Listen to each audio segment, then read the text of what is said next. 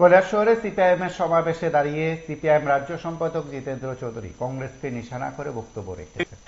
তার পাল্টা জবাব বীরজিৎ সিনহ দিয়েছেন। আজ আমাদের সঙ্গে কথা বলেছেন বীরজিৎ সিনহ। আমরা এখন প্রতিক্রিয়া শুনব কংগ্রেস নেতা বিধায়ক সুদীপ রায় বর্মন, পিসিসি সভাপতি আশিস কুমার সাহা। আগরতলা একটি কর্মসূচিতে অংশ নিয়ে এই ইস্যুতে সংবাদ মাধ্যমের মুখোমুখি হয়ে দুজনেই প্রতিক্রিয়া ব্যক্ত করেন। তবে দুজনের কথায় যে একটি ইঙ্গিত রয়েছে সেটাও তারা বুঝিয়ে দিয়েছেন। আমরা একবার শুনবো সুদীপ রায় বর্মন এবং আশিস কুমার সাহা কি বলছে। আমি খুব একটা গুরুত্ব দেই না, কৈলাসহর আসপেক্টে উনি বলেছেন।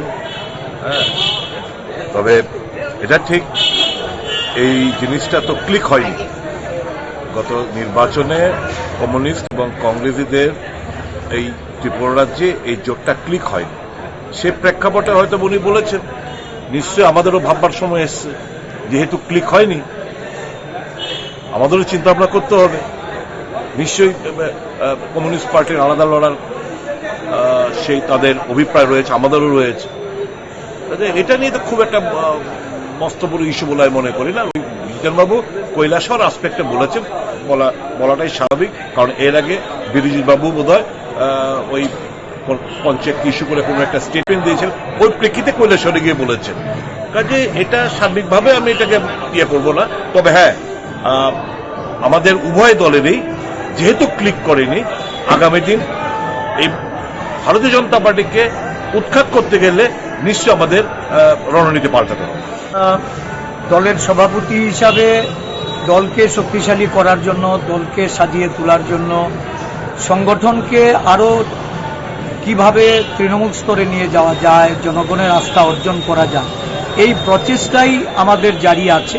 তবে আমাদের দল আগামী দিন এই রাজ্যে একটা শক্তিশালী চেহারায় অবতীর্ণ হচ্ছে, যার থেকে আমরা আমাদের পথ চলার যে রাস্তা বা সঠিক দিশা, এটা আমরা আগামী দিন নির্ণয় করব।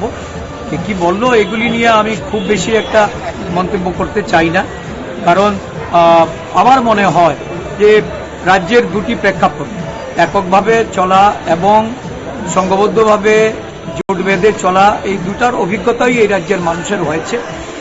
আমাদের মনে হয় এই অভিজ্ঞতার নিরিখে আগামী দিন আমরা আমাদের পথ চলার রাস্তা নির্ণয় করব। This news is brought to you by Himalayan International Residential School, Siliguri, West Bengal. আপনারা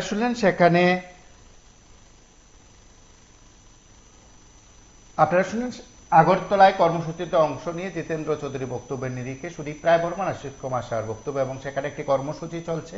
আমরা অবশ্যই সেই কর্মসূচি পরবর্তী সময় তুলে ধরবো। আপনারা সঙ্গে থাকুন, দেখতে থাকুন PV24।